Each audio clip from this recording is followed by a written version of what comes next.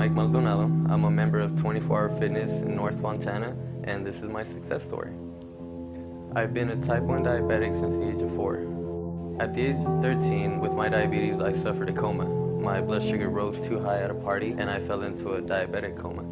I awoke 3 months later, and doctors said that I needed to regain some size and become physically active. Some of the struggles that the doctor said I would have with my weight is that being a type 1 diabetic, my metabolism is fast and I'm insulin dependent. So in order for me to gain weight, I have to intake a lot of carbohydrates, but at the same time I have to counteract that with insulin. So as far as gaining weight, they said I would be really lean and I'd be, at a moderate, decent weight. But never did they imagine that I would actually gain muscle mass from consistent working out. It actually started at the age of 16. When I initially enrolled in 24 Hour Fitness. I began working out for a year straight, and I've noticed that my insulin levels began to lower and my blood sugar started to stabilize. I was 80 pounds. By the age of 18, 2 years of hard working out, I gained about 60 pounds. And after I started gaining the weight, I continued to dedicate myself and force myself to overcome that challenge and continue to push myself. After that, the doctors began to notice some lumps in my body, and at first I was diagnosed with pneumonia. I went from 160 pounds to 80 pounds in a matter of 2 weeks. By the time the doctors realized what it was, I was diagnosed with stage 4 Hodgkin's lymphoma. I was 19 at the time. When the doctors told me I had cancer, they said that my life expectancy was anywhere from 2 to 3 years.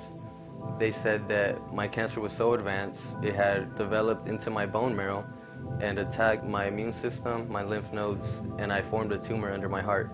So they said that with intensive chemotherapy, it would prolong my life for 2 years tops. They said that working out wouldn't be a way to help myself. It's something that was in God's hands. For the next 14 months, I did a series of chemotherapy weekly that lasted about 6 months, and my tumors continued to grow. After that, I had a set of radiation treatments that were daily, and that proceeded for 3 months. Doctors gave me a chance to try a bone marrow transplant. The donor was not there and did not come through with it, so we tried a stem cell transplant, which means they harvest the cells out of my own body, give me a 7-day chemoblast, and then infuse the cells in hopes to regain cells cancer-free. A doctor said it would take anywhere from 9 months to 2 years to recover if I was lucky. My body began to reproduce clean cells 8 days later. I was released right before my 20th birthday. Doctors sent me home in hopes to celebrate one last birthday with my parents and to come back and recover. When I went home, I began doing sit-ups in bed and began trying to force myself to do at least 1 push-up daily. I began coming back to the gym and continued working out since. What this gym did to me actually saved me, and it changed my life. The members here, along with the trainers, would see me, day in and day out. And no matter what struggle I was or what body weight I had at the time, they kept telling me to keep fighting, keep pushing forward. And every day, every week, every month that I came in, their smiles and their compliments kept driving me forward and kept me working out to what I'm trying to become now, and just a healthier person day in and day out.